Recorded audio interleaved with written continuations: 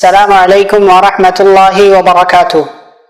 بسم اللہ الرحمن الرحیم۔ آپ کے سامنے اس پتھر کے تعلق سے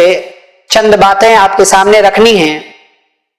جس پتھر کو ہم مبارک سمجھتے ہیں، اچھا اور بہترین سمجھتے ہیں، اور جو ہم اور آپ کے مرکز، اسلام کے مرکز خانہ کعبہ میں نصب ہے، لگا ہوا ہے، یعنی حجر اسود کے تعلق سے چند باتیں آپ کے سامنے پیش کرنی ہیں۔ حجر اسود یہ بڑی فضیلت والا پتھر ہے۔ اس کی فضیلت کے لیے یہ بات کافی ہے کہ پیارے نبی صلی اللہ علیہ وسلم نے اس کو چوما ہے، اس کا بوسہ لیا ہے اور اس کو چھوا ہے، اپنے ہاتھ سے ٹچ کیا ہے۔ مزید حجر اسود کی فضیلت یہ ہے کہ یہ معمولی پتھر نہیں ہے، بلکہ یہ جنت سے اتارا گیا پتھر ہے۔ جامع ترمذی کی روایت کے اندر پیارے رسول صلی اللہ علیہ وسلم نے فرمایا، نزل الحجر الاسود من الجنہ، حجر اسود جنت سے اتارا گیا ہے، یعنی یہ پتھر جو ہے یہ پتھر جنت سے آیا ہے۔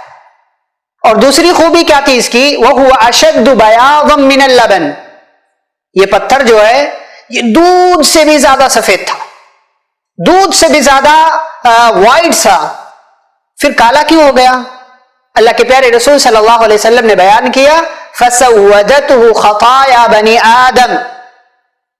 ابن آدم نے، انسانوں نے چوم چوم کر، بوسہ لے لے کر اسے کالا کر دیا، سیاہ کر دیا، یعنی انسان کے گناہ، یہ گنہگار انسان وہاں جاتا ہے، اس کو چومتا ہے، تو ان کے چومنے کی وجہ سے وہ سفید اور وائٹ پتھر وہ سیاہی میں تبدیل ہو گیا، وہ سیاہ پتھر ہو گیا، اسی لیے ہم اسے حجر اسود کہتے ہیں۔ حجر کا مطلب پتھر اور اسود کا مطلب کالا، گویا کہ کالا پتھر اس کا نام پڑ گیا۔ یہ حجر اسود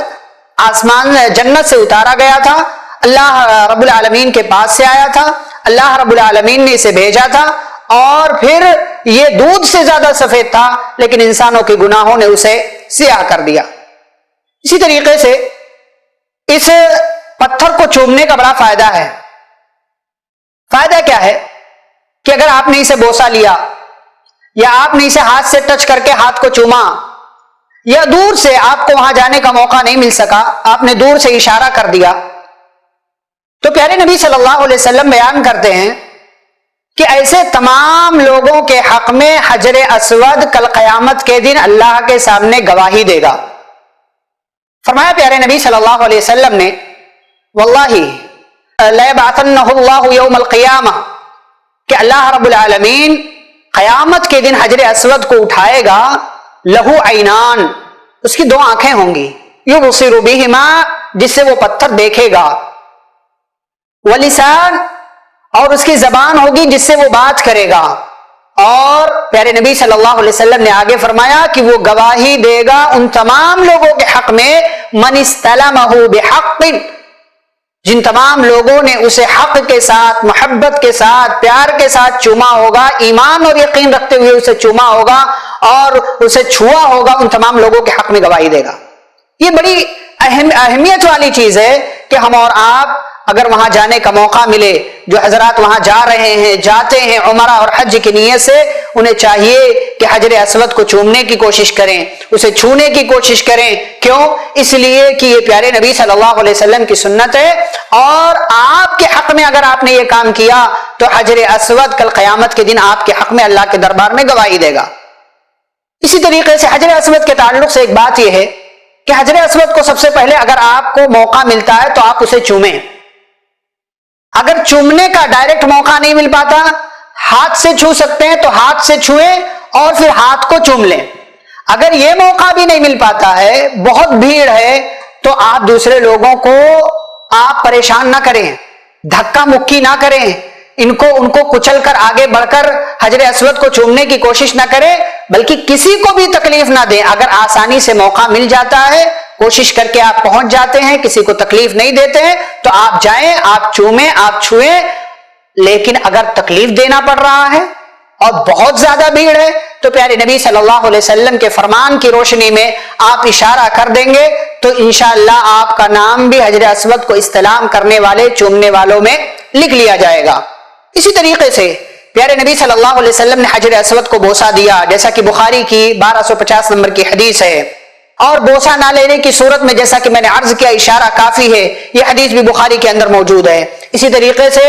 حجر اسود کو چومنا یہ گناہوں کا کفارہ ہے، یہ گناہ اس سے انسان کے مٹتے ہیں۔ ترمذی کی حدیث ہے، حدیث نمبر 959 صحیح روایت ہے، پیارے نبی صلی اللہ علیہ وسلم نے فرمایا چومنے کی وجہ سے انسان کو، چھونے کی وجہ سے انسان کے گناہ معاف کر دیے جاتے ہیں۔ تو یہ چند باتیں تھیں جو میں نے حجر اسود کے تعلق سے آپ کے سامنے رکھی ہیں، لیکن ایک بات یاد رہے کہ حجر اسود بابرکت ہے، فائدے مند ہے، اس کا چھونا ہمارے لیے خیر و برکت کا ذریعہ ہے، قیامت کے دن فائدہ ہوگا، لیکن ہمارا عقیدہ یہ ہونا چاہیے کہ حجر اسود خود سے نہ نفع دے سکتا ہے، نہ نقصان دے سکتا ہے، نہ کسی چیز کا مالک ہے، نہ ہمارے کسی کام آ سکتا ہے، یہ خود سے کچھ نہیں کرتا، اللہ نے اسے یہ مقام دیا ہے۔ حضرت عمر بن خطاب رضی اللہ تعالی عنہ نے حجر اسود کو بوسہ دیا اور بوسہ دینے کے بعد فرمایا انی لأعلم انک حجر،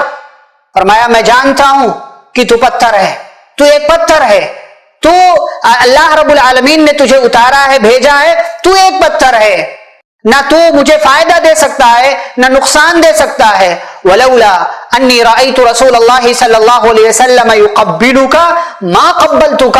کہ اگر میں نے نہ دیکھا ہوتا کہ پیارے رسول صلی اللہ علیہ وسلم تجھے بوسہ دے رہے ہیں تو میں تجھے کبھی بھی بوسہ نہ دیتا۔ میں اس لیے تجھے بوسہ دے رہا ہوں کہ تو میرے لیے نبی اکرم صلی اللہ علیہ وسلم کی سنت پر عمل کرنے کی وجہ بن رہا ہے، پیارے نبی نے تجھے چوما ہے، پیارے نبی نے تجھے چھوا ہے، اسی لیے میں یہ کام کر رہا ہوں۔ مجھے معلوم ہے لا تضر ولا تنفع، تو نہ نفع دے سکتا ہے نہ نقصان دے سکتا ہے، بذات خود تو کچھ نہیں کر سکتا، لیکن نبی کی سنت پر عمل کرنے کی وجہ سے میں تجھے چوم رہا ہوں۔ ہمارا عقیدہ بھی یہی ہونا چاہیے اور ہمارا ایمان بھی یہی ہونا چاہیے کہ پیارے نبی صلی اللہ علیہ وسلم کی سنت پر عمل کرنے کے لیے ہم اور آپ یہ کام کر رہے ہیں، اور یہ ہمارا عقیدہ یہ بھی ہونا چاہیے کہ حجر اسود جنت سے اتارا گیا پتھر ہے، حضرت ابراہیم علیہ السلام نے اسے اس کی جگہ پر نصب کیا تھا، لگایا تھا، اور پھر اس کی ایک تاریخ رہی ہے، اور حدیث کی روشنی میں میں نے چند باتیں آپ کے سامنے رکھی ہیں۔ اللہ رب العالمین سے دعا ہے اللہ مجھے اور آپ کو اپنے عقائد کی اصلاح کرنے، قرآن اور حدیث کے مطابق زندگی گزارنے کی توفیق عطا فرمائے۔ آمین۔